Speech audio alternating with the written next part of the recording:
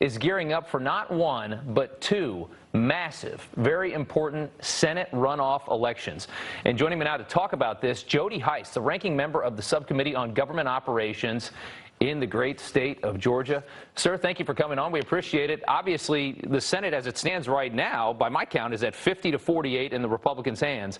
These two seats are critically important. This could bring a tie in the Senate, which means that if Joe Biden gets the presidency, Kamala Harris would be the 51, and they would have control.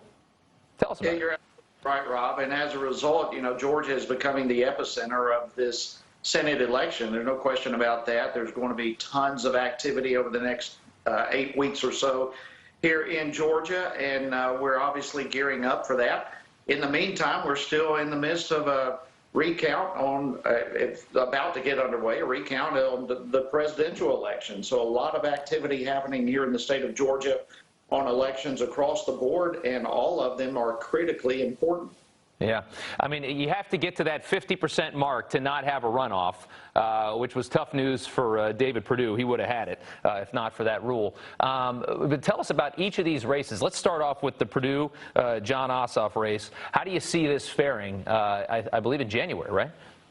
Yeah, it is January. And look, I believe that we're going to win both of these. But David Perdue, in particular, I think is in extremely good shape. He, at this point, at least narrowly, did not get, narrowly avoided a runoff. He just is barely under 50%. And there again, a recount, who knows, a recount may reverse that. We'll see how that goes. But Kelly Loeffler as well. I believe both of them are going to win, but it's going to be a fight to the very end.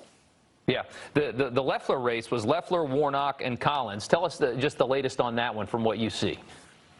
Well, again, I think it's going to, at this point, what has to happen, Rob, is bringing everyone together and unify. Collins and Loeffler had a very intense battle, as you all know, and so at this point, bringing everyone together and say, listen, this is critically important not only for our state but for our nation, and we've got to get behind Kelly at this point.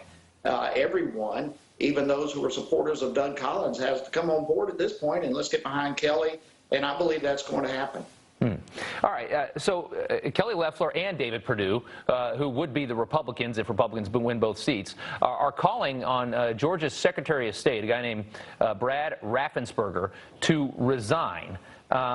He's defending, though, his office's handling of this election at this point.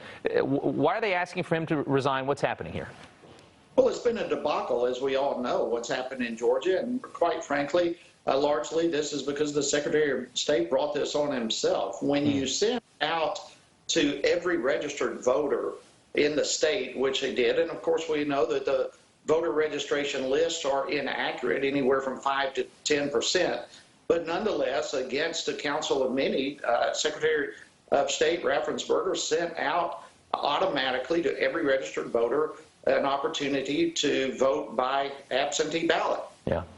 Result, we've got who knows how many of these ballots ended up coming back from people who don't live in the state, who are deceased or whatever, and it's created the mess that we're in now.